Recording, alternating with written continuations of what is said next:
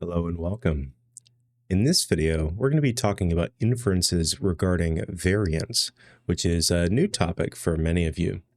Because of this, this is a little bit different than maybe some of you have seen before. And ultimately, we're going to talk not just about the two sample inferences of variance, but because many of you haven't seen it, we'll also talk about the one sample test of variance. Because of that, I've kind of put this in its own section a little bit from the previous stuff, whereas I normally would have just added the two sample test of variance to the two sample lecture set. So that's why this is different, but this is all kind of tied into the same concept. So I'm calling this a different lecture. It kind of is, it kind of isn't. Don't stress too much about that. But yeah, in this section, we're going to be talking about variance. So let's jump into it. All right, so again, we've kind of got two different sections that we're going to talk about in this set of video lectures. One is the one sample test of variance, and the other is the two sample test of variance. I will say that both of these are going to involve new statistical distributions than maybe you've seen before. Don't stress out, that's okay, but that does exist, so just be aware that that exists. And so we'll talk a little bit about those. The tests themselves, I think you'll find them relatively straightforward. And the use cases are actually kind of fascinating, I think. They're different and they're not quite as common as use cases for, say, a mean or a proportion. But when they come up, there's just no replacing the accurate test, and they do come up. So we'll talk about a couple of them. And with a little creativity, I think you might be able to find a few in your field too. So.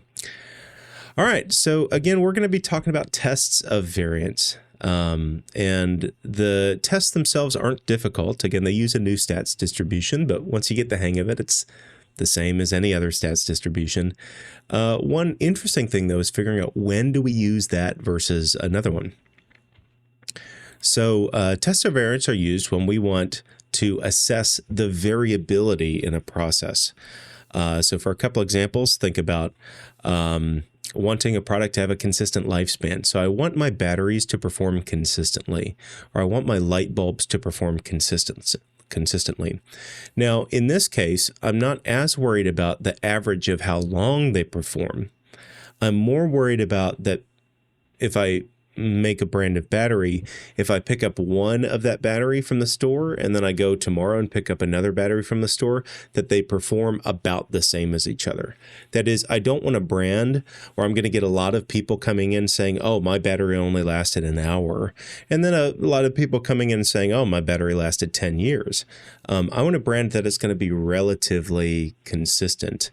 And that's actually quite important for a lot of reasons, especially in the modern age of star ratings on Google. Having a consistent rating that meets people's expectations is going to get you 4 stars out of 5. But if you have a whole bunch of people who are very disappointed and a whole bunch of people who are very excited, well, that's going to average out to 2.5 stars. So it's really good to have a product that is consistent, even if it's not quite as good. So that might be a use case. Other cases for product functionality. So I need something that happens consistently every time, not just how long something lasts. But let's say in surgery, I need something that can be done the exact same way every time if I'm doing machine-assisted surgery. And so in that particular case, exactly where the machine scalpel goes, that's not of particular interest here. I just want to make sure that I can even program the machine to go the same place every time. And I'll note, why is that useful? Well, of course, where the scalpel goes is very important. But if I can't get it to cut at the same place every time, that is, if it moves around a lot, there's no point in setting the location where it goes, right? Because it's just going to move around a lot. So in that case, we want to make sure that the variability is at a contained level. And then after that, we calibrate the machine to say, okay, well, this is exactly where it's going to go. But if it's not doing anything consistently, then there's no point in calibrating. And then, we might have factory specifications. So this is like in an industrial setting. But if you think about all of the products you use, this is actually really important.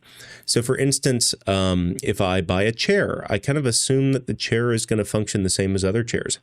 Well, let's get more granular. Let's say screws or a bolt, screws and a bolt in a chair.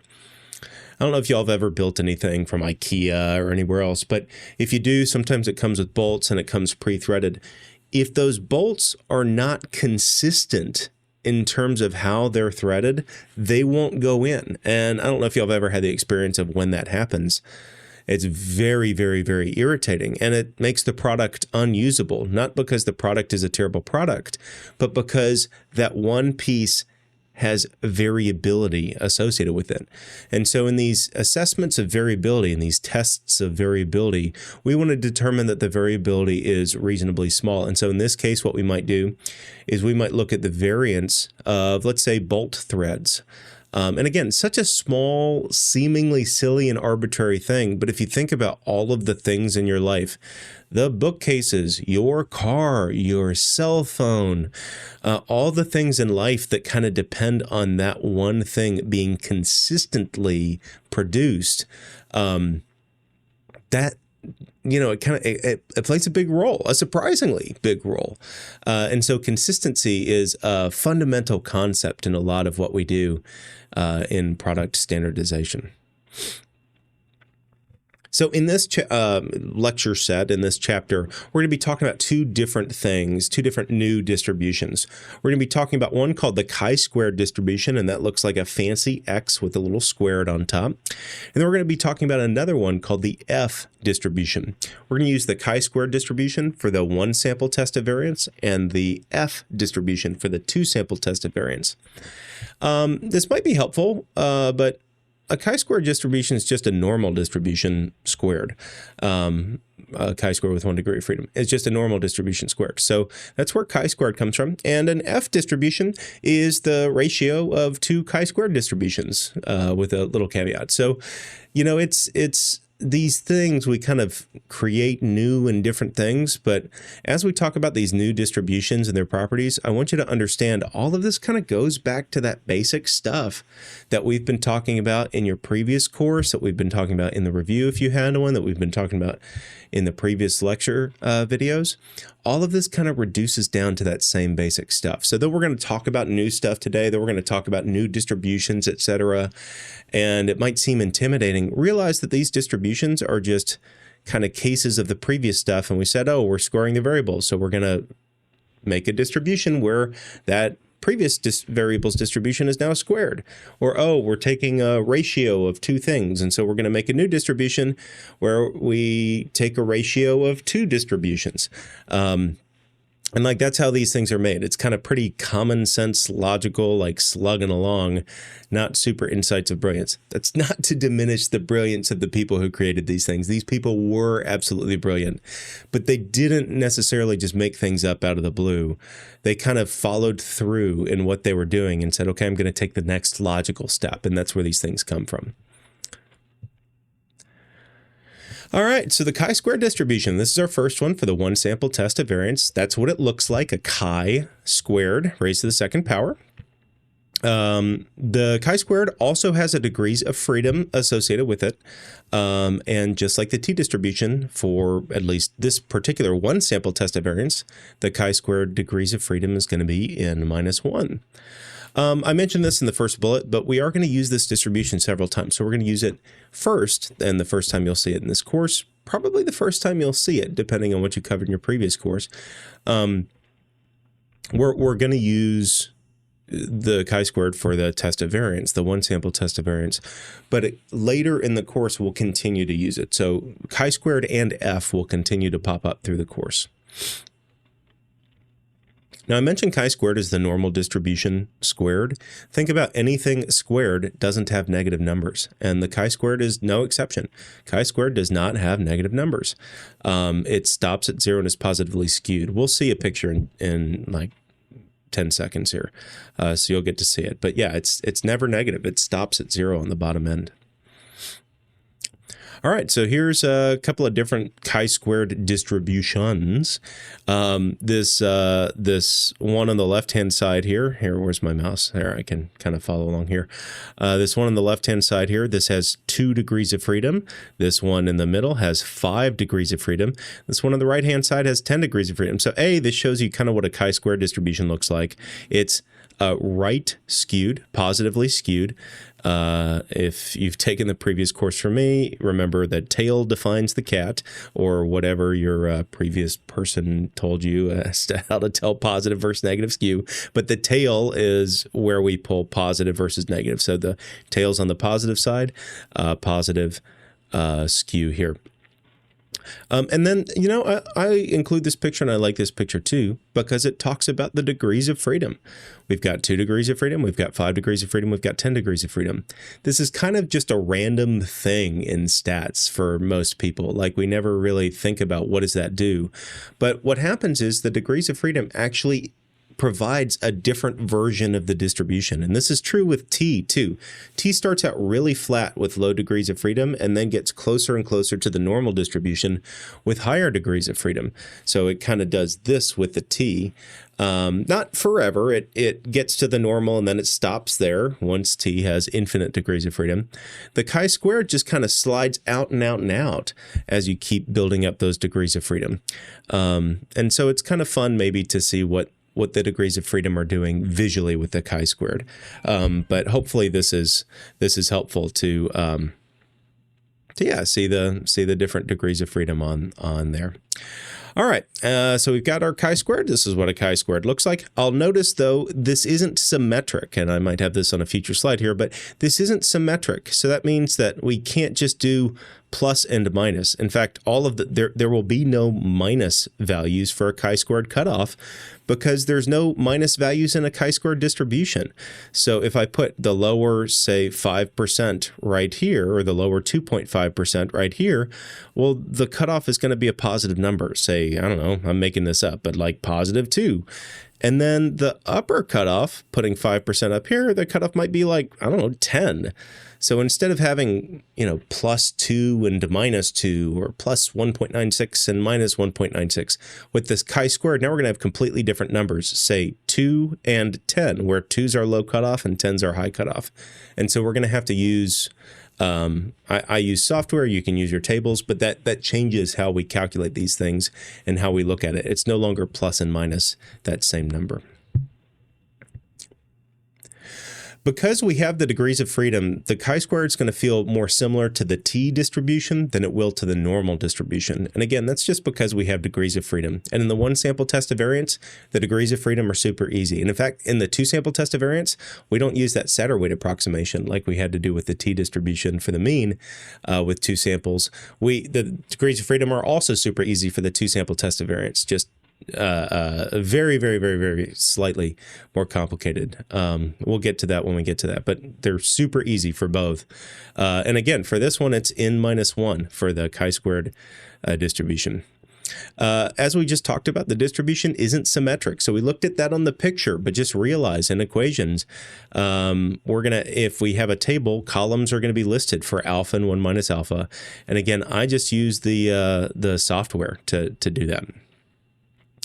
So if we're doing it on the table, again, the degrees of freedom is used to select the correct row, and then you go over to the correct column, or you can do all this via software. This is your table. Again, I think software is a little bit easier. I will note, though, and I think I do have this on a future slide, but in this particular distribution, you'll see that the chi-squared sub alpha in the tables, that sub alpha, the notation was previously alpha is below. Your textbook switches now to alpha is above. I don't like that. I don't do that. But that's what happens there. So you got to be a little bit careful about using these tables. And again, I find using software a lot easier. For the test of variance, we don't use the point estimate, standard error, or critical value in the same way. So this is one of the first places we break from that pattern. There will be a couple, again, of notable exceptions. The tests of variance are one of them. And again, we'll be popping in and out. That pattern will be used for most things, but not everything. This said, we do still have test statistic formulas and critical values. Our test statistic formula is just a little bit different. So for the hypotheses, we're testing the variance. So in a one sample hypothesis, we have our variance compared to the null hypothesized variance. And then the variance greater than, less than, not equal to the null hypothesized variance. Now here I'm using sigma squared sub 0 instead of PE sub 0, and that's because, again, we're not going to really have a point estimate in the same way. We will. The point estimate will be the sample variance, but the equation doesn't have the same kind of connotation here, and we're actually going to use sigma squared sub 0 in the test statistics. So we'll show that in just a moment, but I want you to be aware when I say sigma squared equals 5, that 5, the notation we're going to use for variance is sigma squared sub 0, the null hypothesized sigma squared. So the test statistic formula is relatively easy compared to our other ones. We do n minus 1, the sample size minus 1. We multiply that by the sample variance, and then divide by the null hypothesized population variance, and that's our test statistic. The critical value comes from the chi-squared distribution and depends on the test direction. So we're going to put the alpha on the bottom end for the lower tail test. We're going to put the alpha on the top end for the upper tail test, and then we're going to split it in half and do both for the not equal to. And again, the last one for Z and T, we kind of did plus and minus the same number. But remember, for this one, that's going to be two different numbers, so we can't just do plus and minus. We actually have to calculate both uniquely in two separate steps because we can't just do plus and minus the same number. So for a two-tail test, we cut it in half, put half on the bottom, put half on the top. Very, very similar process, but it's just not going to result in plus and minus the same number. It'll result in two distinct numbers. And again, because everything in the chi-squared is greater than 0, both of those numbers are going to be positive. So it's a little bit different for the two-tail test and the confidence interval. I did mention the notation here is a little different. We talked about that in the table. The table notation uses alpha as the area above. In my notation, the alpha, the little sub alpha, indicates the area below. So chi-squared sub alpha is, let's say alpha is 0.05, distribution with 5% of the area in the bottom tail. And in fairness, for the textbook that we're using, at least right now, as I'm recording this video, this means the same thing for Z and T in the book. And so that's all good, and everybody agrees. Okay, the little percentage or the little proportion in the bottom subscript of the distribution represents the area below.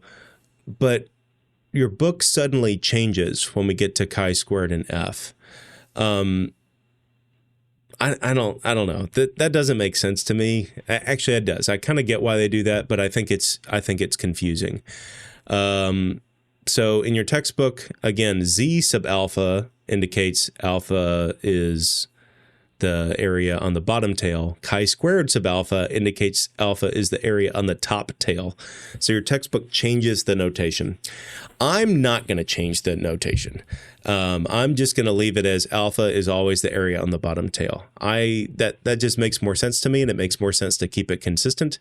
But again, your textbook changes, and that's kind of confusing, and frankly, that's kind of irritating. I'm sure it's irritating for you. It's irritating for me. But I do want to call it out for you here, especially for your homework. So in your homework, when you see a problem that says chi-squared sub 0.05, again, while in the notation from the course notes, that will be 0.05 on the bottom. In the notation of your textbook, that indicates 0.05 on the top. So I'm really sorry about that. I kind of get why they do that, but I think it's the wrong call. I think it just adds to confusion. So just be aware of that as you're working through these problems. I'll mention one other thing that I'll do, and we'll get to that when we talk about the confidence interval, is I'm going to change the notation slightly for the confidence interval. That's not related to your textbook being wrong. That is to alleviate confusion because of this change in notation. So you're in the confidence interval formula, The book and most common confidence interval formulas lean heavily on this subscript notation, chi-squared sub alpha versus chi-squared sub 1 minus alpha, and expect you to know the difference between them. But because your textbook changes notation randomly for this distribution, and because I'm refusing to do that, and I know that kind of makes your life even a little more difficult, even if it makes a little more sense to me, because now you've got two to wrestle with and you have to go back and forth. For the confidence interval, where that interpretation matters, we're going to change it to make it a little bit easier for you. So we'll talk about that in a second, but just be aware of that. I'll say in your life, you're never going to look at this ever again. So don't stress too much about these problems. Again, I'm sorry you got to deal with that. That's pretty frustrating. It's just notation. So notation you can define to be whatever you want. I'm fine. Some textbooks define it below, some textbooks define it above. I'm fine with both. I just get irritated that your textbook arbitrarily switches it in the middle. I think that's kind of a dumb decision, but that's just me. I mean, clearly they didn't ask me. So anyway, yeah, for your confidence interval, we'll keep it a little easier. All right, so for my example, and we're ready. We've got the test statistic, we've got the critical value. This is what we need for our hypothesis test. In this case, we're talking about soldering sections of motherboards. Pretty useful. Companies concerned the variability of a newly calibrated machine may not be up to standards set by other machines in the factory. Okay, so we need the variance to be less than 0.003, whatever that means. After sampling 100 solders from a newly calibrated machine, the variance of solder placements was 0.0051. And the standard deviation, so again, the variance is 0.0051. The standard deviation is 0.0714. At the alpha equals 0.1 level, determine if there's enough evidence to believe that the variance in the new machine is greater than the other one. So I'm doing a greater than test, a one-directional test. I have the variance and standard deviation. I'll have to go look at my formula to figure out which one I need. And I have my alpha level. Now, looking at this, I've only got the sample. I only sampled one group. So this is a one sample test. Okay. So only sampled one group, one sample test. What else? Looking at this, alpha. So I've got my alpha level. Yeah, one sample test. I'm testing variance, I guess. That's another thing. We're looking at variability, and that's ultimately what tells me I'm in my one sample test of variance test notes. So I'm going to move on. The default belief is the starting place. The other machine's variability, or the standard for the factory, is 0.003. And I'm testing to see if this machine's variability, and note that this is population variance, that is the machine's variability, not just the variability from the 100 I tried, but like the overall machine characteristics itself, is that bigger than the standard that we need to hit. All right, so looking at the formula, need to fill in the blanks. So I have N, the sample size. I have S, the sample variance. And I have sigma squared sub 0, the null hypothesized population variance. All right, so N equals 100. This is from the problem, but can also be calculated from data. So if I wanted... if I'm given 100 data points, I just count how many I'm given. I'll need all my fingers and all my toes and a few more. And I can say, okay, I'm given 100 data points. So that's N equals 100. Or I tried this 100 times. S squared, this is also calculated from data, calculated from the problem. So we've got the sample variance. I just take all the numbers and I use a command in software to find the variance of 100 numbers. I'll say if you're one of those people who's still doing this by hand, finding the variance of 100 numbers is actually quite time consuming by hand. So I highly recommend you don't do that unless you're just really bored on a Friday night. And then I guess you do you. But for the sample variance, you don't have to do that. You can have software calculate the variance of the sample data. And then again, for a one sample test, we have to know what we're comparing our sample to. So in this case, we're comparing our sample to 0.005. 3, that kind of factory standard variability for that all the other machines meet. And so we're comparing these two things and saying, is our current machine, again, not is the sample of 100 greater? And we can see from here, the sample of 100 does have a greater variance. We are 100% sure. I know exactly what the sample variance of those 100 is. So I don't need to ask questions about it. What I want to do is use that information to make an informed decision regarding the machine itself, all solders that this machine has made and will make in the future. So that's what we're doing here with our statistical test. Not just looking at that sample, trying to make an informed decision about the machine as a whole and how it's going to perform in the future. That is for data points I haven't seen yet. All right, so the critical value, well, this is a single tail greater than test. So all of that alpha equals 0.10 is going to go in the upper tail.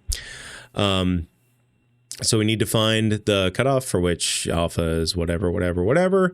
So this is 0.9 in the lower tail, again, depending on what software you use. So my notation, again, the subscript is the area in the lower tail. Degrees of freedom, 99. So that's n minus 1 for my degrees of freedom. So I had an n of 100 minus 1 gives me 99. Plugging this into software, I'll plug in, hey, I want 10% in the top tail. I have a degrees of freedom of 99. I want it from a chi-square distribution, and it spits out 117.41. And this is all the pieces I need to solve the problem. So I plug in my numbers into my test statistic equation, and I get out 168.3. Now, this looks like a big number, but it's important to realize that the chi-squared gets bigger and bigger and bigger the larger your sample is. So with 100, this is, it's a big number, but, it's not unreasonably, I shouldn't say not unreasonably big. It's a big number, but it's, it's not like we're comparing to 1. As the degrees of freedom get bigger, the distribution moves further and further out. Said another way, for the normal distribution, a value of 168 would be like unbelievably big. And so this is different than that. All right, so this is greater than our cutoff, so we can determine that there is a statistically significant difference between our data and the null hypothesis. That is, there's enough evidence to believe that the variance of this machine, again, not just the 10 data points, or not just the 100 data points, we knew for a fact, I knew exactly what the variance of the 100 data points were, and they were greater than the cutoff. The question was, is this enough evidence to make an educated determination that the machine needs to be recalibrated? And in this case, we're saying yes, based on this data, there is enough evidence to determine that the machine is significantly, statistically significantly, not necessarily practically significantly, but statistically significantly larger than the cutoff that we need it to be based on the other machines. So that's our determination there. I will say regarding the null hypothesized value real quick, that sigma squared sub 0, and this goes back to our test statistics and our null hypothesis. That null hypothesized value, remember, sigma squared can't be negative. So while mu equals 0, while that PE sub 0 was common to be 0 in the test of means, in a test of variance, it will never be 0, that null hypothesized value. And one of the reasons is because, again, the distribution stops at 0. It can't be 0. That's too low. Now, I'll say, and I'll point out here, if you think about sigma squared being 0 and you look at that test statistic, just on the screen here, I can go back, I guess, to highlight it. If you look at this test statistic, if sigma squared sub 0 is 0, the math actually breaks. You can't do it. You mathematically can't do it. So for these hypothesis tests with one sample looking at variance, just realize that the null hypothesized value is never going to be 0. It's always going to have to be a number bigger than 0. Now, you can see if the variance is less than that number that's bigger than 0. But remember, the variance is always going to be greater than 0. All All right, well, now it's your turn. So go on, pause the video and give a shot to this battery life example.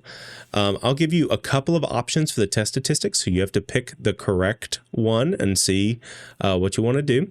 So there's two options here. Pick the right one for you. That's part of the test. And again, ultimately, you're going to need to be able to find these on your own. I showed the table instructions earlier. Again, we'll have the R video or other software where we show how to find this in software. So you're going to need to be able to find these on your own. But for the purposes of the lecture, I'll just give these ones to you. So yeah, go on, pause the video, read the problem, and give it a shot yourself.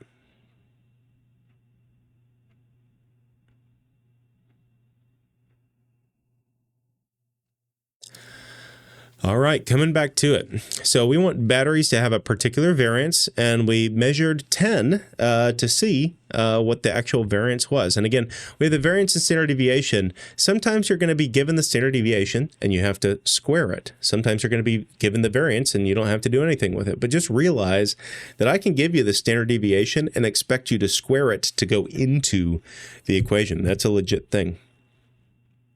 All right, so we start. The default belief is 700. And variances don't have units. So 700, I want to make sure I didn't put it. Yeah, variance is 700. So the units that we're studying is hours, but variance is the units squared. So yeah, variance doesn't have any units associated with it or any meaningful units associated with it. So our null hypothesis is the sigma squared equals 700. Our alternative hypothesis, and it looks like I have a typo, I apologize, is that the sigma squared is greater than. So this is a greater than test, and we're going to be looking at the greater than piece of the test, or the greater than part of the distribution. So for this, let's go on, pull up the statistic here, the test statistic equation. We've got to fill in the pieces. My sample size is 10, or I found it to be 10. The sample variance, again, this is kind of given in the problem, but if I had raw data, I could calculate it, is 754.48. And the null hypothesized variance is 700. For this case, because it's a greater than test, I'm going to put all 5% in the top tail. That is the most positive tail. And so I'm going to use the 0.95. I'm not going to cut that alpha into 2. That is, if I have 95% below, I'm going to have 5% above. And so that's going to be my 16.92. And again, that's our notation. Your textbook is different. So in your textbook, it would say chi-squared sub 0.05, open parentheses 9, close parentheses, equals 16.92. Because in the textbook, it switches notation. Anyway. All right. So plugging those values in, I get 9.7004. Did you get that? Hopefully, fingers crossed. Because this is a greater than test, I see, is this greater than the cutoff? Find that this is not greater than our cutoff. So what was our cutoff again? Our cutoff was 16.92. So yeah, 9.70, not greater than our cutoff. And again, all we're saying, we know exactly what the sample of those 10 items was, the sample variance. We know that the sample variance was bigger than the threshold. The question is there enough evidence to believe that the variance for this particular type of battery, for the unit, for all of the other units that we didn't look at, for all of the future units we're going to produce according to this similar process, is there reason to believe this is greater than that threshold? In this case, there's not enough evidence here to convince us. We walked in believing that the variance wasn't different from 700, and based on this evidence, we haven't seen anything to change our mind, so we didn't change our mind. Yeah, not enough evidence to believe that variance of the batteries is greater than that 700 cutoff, so it's not more variable. Not significantly greater, statistically significantly.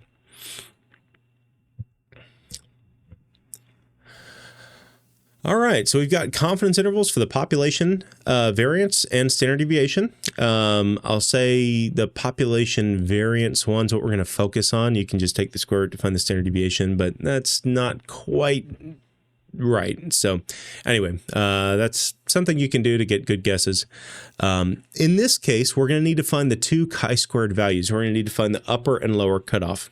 But instead of using the notation, the chi-squared sub alpha or chi-squared sub 1 minus alpha, that depending on who you ask, might mean one thing or another, I'm going to use SC and LC to represent the small number. We're going to find two cutoffs. One's going to be a small number. One's going to be a big number. So I'm going to use SC to represent small cutoff and LC to represent large cutoff, or SC is the smaller number, LC is the bigger number. Makes sense, hopefully. And I'll use these in the equation so we don't have to deal with the notation. According to my notation, and again, that's where the subscript is the area below, SC is going to be the cutoff where we put half of the alpha in the bottom tail. That's the small number with half of the alpha in the bottom tail, the smaller number, maybe 2, I don't know.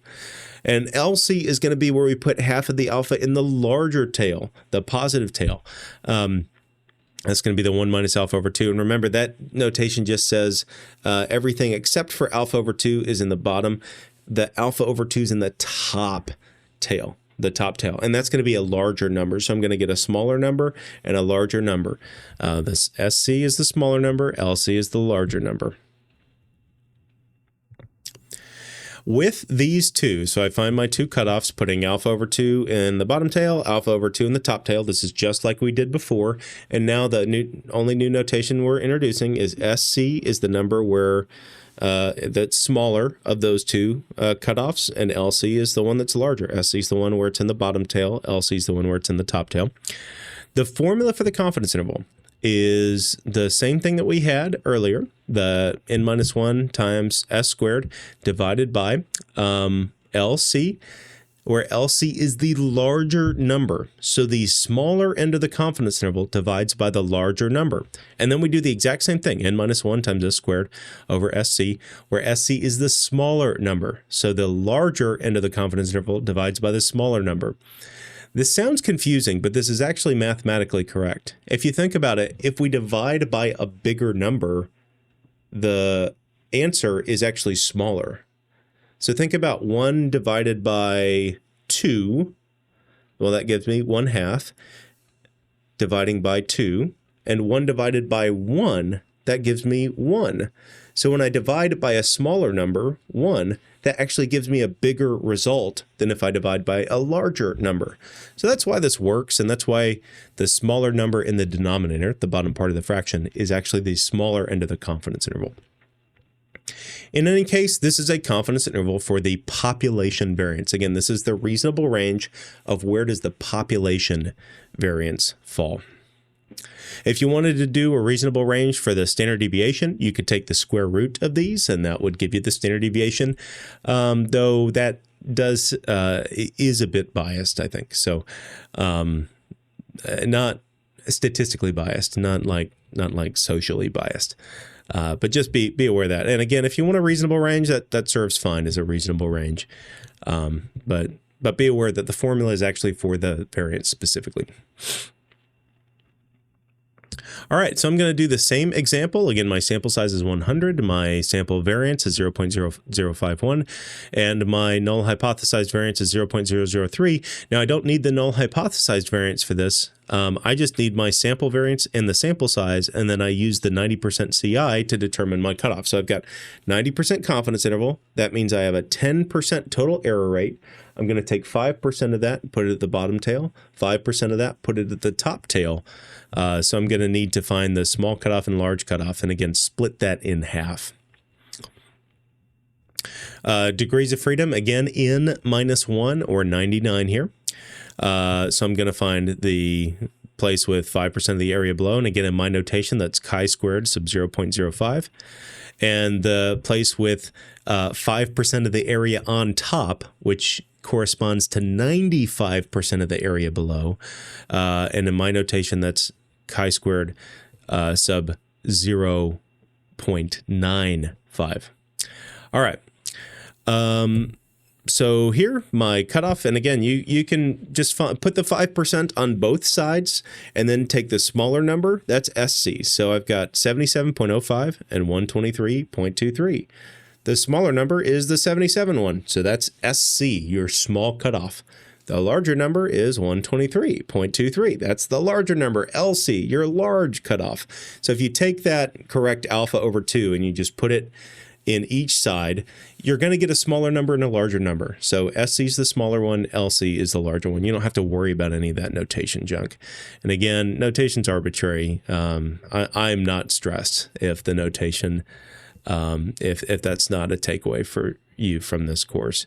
What I do want you to get, though, is that, again, when we divide by the larger number, we actually get something smaller, and that's how we create these confidence intervals. So for me, my LC, my larger number, 123, that's going to be the one in the first fraction. And then my smaller number, the 77, that's going to be the one in the second fraction. So when I plug this in and hit enter, I get my reasonable range, 90% interval, 90% confident that the actual true variability for the machine overall, not just for this particular sample. I know exactly what this sample was.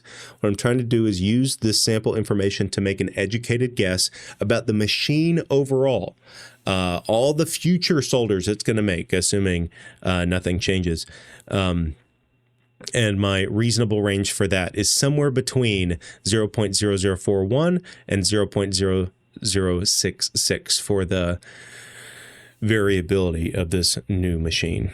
You'll see I was comparing to 0.003. 0.003 is not in the reasonable range, so it's not reasonable to believe based on this data and my 90% confidence.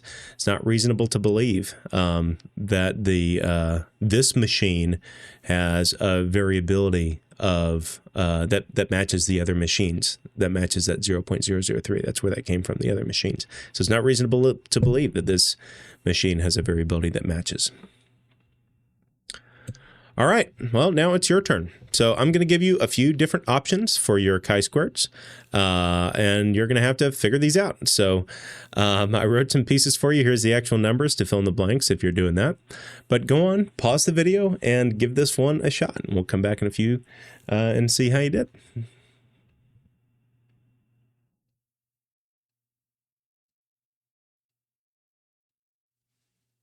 All right, coming back to it. So we've got some different options, looking to create a 95% confidence interval. So we're going to take that 5% and we're going to split that, and we're going to put 2.5. It's hard to do 2.5 on fingers. We're going to put 2.5 on the bottom side and 2.5 on the top side for the confidence interval. So remember, and you've seen this with the test of means, for whatever reason, I've been giving y'all a lot of one-tail tests, but when you do a hypothesis test that's just one tail, that uses a different cutoff than the confidence interval. Confidence intervals use the alpha over 2, that's split in half because we're putting it on both sides. Now, the two-tailed test also does the split in half, but a one-tailed test puts it all on one side. So your cutoffs here are actually going to be different because this is a confidence interval. It's analogous to the two-tailed test, and previously you were doing the one-tailed test. In any case, that means we're going to be using the chi-squared sub 0.975 and the chi-squared sub 0.025 pieces. Again, splitting that alpha, putting them on each side. So I have my small cutoff as 2.70, and again, that's just pulled from the previous slide, and in reality, that all the previous slide stuff's pulled from software. Again, I don't use the tables. We did talk about it for this chapter. Again, you've never seen this stuff before, so I gave you the table instructions because some of you use the tables, but for me, I don't. I just use software. So 2.70 and 19.02, again, pulled from software or the table. And in the lecture slides, they just got pulled from the previous slides. All right, so now that I have these, I just plug them in. Again, the big one is 19.02, that goes first. The small one is 2.07, that goes second. And then I get my reasonable range here for where this falls between. And you'll see this reasonable range is pretty big. And I want you to note something too. This isn't symmetric. That is, in a mean case, we center our confidence interval around the middle, and then we have an equal margin of error on each side. But because the chi-square distribution has this long tail and a short tail here that kind of cuts off, it's not centered around the middle. There's a spread that goes on in that long tail that doesn't happen in the short tail. And so our confidence intervals, this is a 95% confidence interval, and this is in a way centered in the distribution. But in terms of the quantity, the variance quantity, this isn't centered. That is our point estimate. What was our point estimate here? The 754.48 is not exactly in the middle of this interval. And that's okay. This is still calculated correctly. It's just an artifact of the new term we're using and the fact that we're studying variance and not a mean. So something to maybe note. I mentioned this because as you're working through a problem, if your gut check was, oh yeah, it's kind of the point estimate is in the middle, my sample value is in the middle. Your sample value should always be somewhere in the interval, and in the mean, it should always be exactly in the middle. But for the variance, that's not the same. So don't freak out if that happens to you. Nothing to worry about. All right, well, let's close up this video, this lecture video, talking about one sample variance with the APA write-up. So in this case, we would tell the type of test we use, one sample chi-squared test of variance, conducted to talk about our battery life. And we're looking at, notice how I phrase this, exceeded 700. So that tells both the null hypothesized value and the alternative hypothesized value. I'm comparing to 700, and the alternative is a greater than test. I list, the sample, and I list what the variance in that sample was found to be. So here, the variance is found to be 754.48, and then I list the level at which we did the try. So at the 0.05 level, very common, typical, there was not enough evidence, or there was not a statistically significant difference between it, or not enough evidence to conclude that there was a difference between it. And then I give my test statistic. And remember, for ones with the degrees of freedom, I do an open parentheses and include the degrees of freedom inside there. And then I give the test statistic 9.7, give the p-value for that. We didn't calculate that in the slides, but remember, we do in the R videos. If you're interested in where that comes from. And then the 95% confidence interval. And again, remember, that sample variance of 754 is not mathematically exactly between the two ends of the confidence interval, and that's okay. The confidence interval is still calculated correctly. So yeah, this is our APA write-up, and that is our one sample test of variance. So thanks for sticking with me through this video. In this video, we did talk about the one sample test of variance. We introduced a new distribution, the chi-square distribution. We talked about where we might use the one sample test of variance. We talked about how we can run the test and how we can create a confidence interval. And then at the end here, how we can write that up. So again, thanks for sticking with me, and I'll look forward to catching you in the next video.